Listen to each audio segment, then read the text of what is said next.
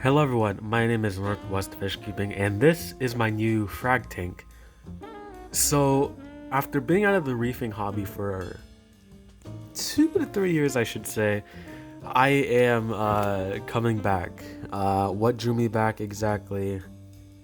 I just miss corals and the reef, kind of building up a reef. So I thought I'd start small for now. Actually, I am building a reef over in a different tank, but for now, this tank is just going to house all my different frags and kind of a grow out tank and also a profit tank. So for equipment, I'm running an AquaClear 70. It's not on right now, just to do just because I'm doing some maintenance on here. As you can see, there are some like kind of weird particle stuff. I believe it is from the biomedia in the AquaClear 70 because this is an old filter and I just guess I didn't rinse it out properly, so I'll have to siphon that all of that up. The heater is a Tetra heater. I am getting a new one because this heater, I don't know if it's just broken and it still shows light that says it's on and working, but if you feel the water, it is like really ice cold. So I'm probably gonna go with the Fluval or an Awaze heater just because I know those heaters work and they are accurate with the temperature you set. The light is a Fluval Reef 2.0. As you can see, it is pretty oversized for the tank. This light is actually going on the 50 gallon that I talked about in my update video. But for now, since the 50 isn't actually set up, I'm actually just using the light for this tank. It's actually on the lowest setting for the spectrum, so if I just turn it up, yep, this is probably going to be enough to sustain probably a few highlighter corals. I also have some egg crate. So this is actually the frag rack, you would say. The reason it's out of the tank right now is just because it was actually floating. I did look this up and apparently it'll sink once you start putting frags in there, but I'm not gonna have frags for a while just because I do need an alkalinity test kit and a calcium test kit, but I have everything else. For example, the HANA ULR phosphate checker, so I'm pretty set on that. But I'll try and put in the rack right now just to give you kind of a scale of what I have going on. So I did move the heater out of the way just so I could put the egg crate in, and this I hope gives you a scale of what I have going on here. So the rack itself covers about, I would say, 3/4 of the tank. This is where I would be putting my kind of low flow and medium flow corals. And over here, which is directly under the filter, this area is empty and I'm contemplating whether I want to do a smaller rack right here or one that's connected to the main rack, but put more kind of SPS and NPS corals since they appreciate the higher flow. This filter is rated for 4 to 7 times the volume of the tank, so it is producing a ton of flow. So anything right here, probably NPS or SPS, like I said. I do have my eye on a particular NPS coral that is really rare, I think, basing it on articles from about 4 years ago when they couldn't get in any alive.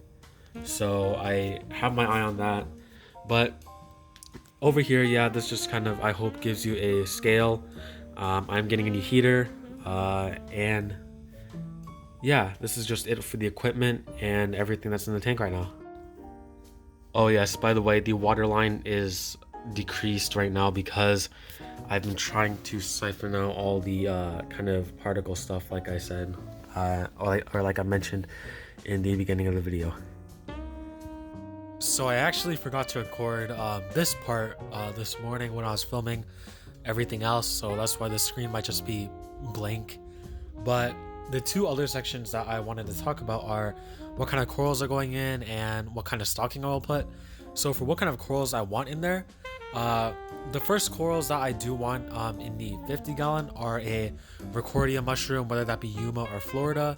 I know Seattle Corals, which is kind of one of the closer coral stores to me, they have a really nice blue and yellow, I believe it's a Yuma, I believe, mushroom. I'll put a picture up on screen. It looks really nice. So I want to see if I can get that particular piece, or kind of if they bring any more of them in. What else is there? Oh yes, an A-can. Right now I'm looking at the Tidal Gardens Voodoo Magic A-cans, or the TSA Stardust or Lucky Charms. Possibly a short tentacle Goniopora. I've never had a Goniopora, but the one I'm looking at, which is also from Tidal Gardens, is supposed to be really hardy and grows fast. So that's perfect for a Goniopora beginner like me. Possibly I might get the Gorgonians that I want, which are the red finger and the yellow finger Gorgonias, which are also NPS. I'm contemplating if I want a blueberry Gorgonian, but those are a lot harder, so I might get that down the road if I do manage to grow the yellow and red finger Gorgonians. So I might add some other corals, like if I can find one, a Jake Adams Weeping Willow Leather. I know that those are super hard to come by. There are lookalikes, like the one that Remy from Bahama Llama Coral has. I might see if I can get one from him, but if I can get a Jake Adams Weeping Willow, then I will 100% jump on the opportunity. Corals for the frag tank, basically stuff that I can grow out from a frag and then kind of frag off and then make more frags of it, so I can sell those. So Zoas, Pallies, Leathers, A-cans, hammers, different Euphilia, stuff like that. I don't want anything that has particularly long sweeper tentacles, just because, well, 10 gallon isn't a lot of room and the frag rack isn't really that big, so I wouldn't want to just say put in like a Favia and then overnight it'll just wipe out everything within a 6-inch range. So kind of on the fence about those. And maybe some NPS and SPS like I mentioned before. There are some special invertebrates I do want to put in there, or in the 50, that I might get early on, but some of them I'm not too sure on, just because they need sand or rock as a requirement for them. So I hope that gives you an idea of what kind of corals I want for stocking and for fish and invertebrates. I was thinking about making the tank a quarantine tank as well, but after reading a little more about it on Reef to Reef, it appears that fish parasites can actually transfer to coral, and while the coral won't be affected, if you move that coral to, let's say, your main display, those parasites can transfer over and infect your whole tank. So not something I want to do. But I am looking at I believe they're called the Jester gobies. Those help keep algae in control, or I might just buy a molly and convert it to salt water so that I could take care of algae. A pink streak wrasse is also on my radar, just because they like to eat bristleworms and flatworms, I believe, which do come on corals, and those are parasites. So that would either of the three would benefit the tank and the coral. So that's the fish that for that tank I'm looking for. Invertebrates, not really sure. Snails are maybe.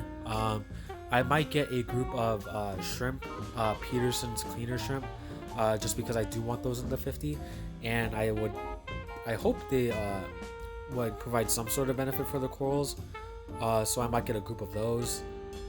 Peppermint shrimp, I heard, might help eat some parasites, so maybe some of those, maybe like 1 or 2 of those for the tank.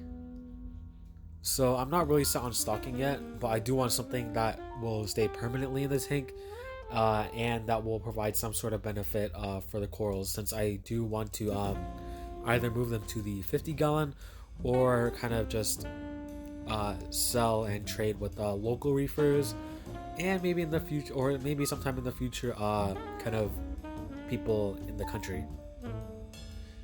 So I hope you did enjoy this video.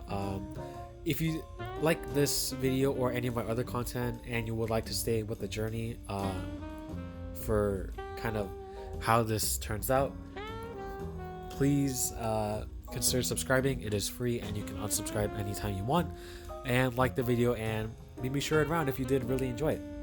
And my name is Northwest Fish Keeping. I do have a video coming out on Wednesday too, just because I don't have school Wednesday because it is Veterans Day. So yeah, make sure to look out for that, and I'll see everybody in the next one.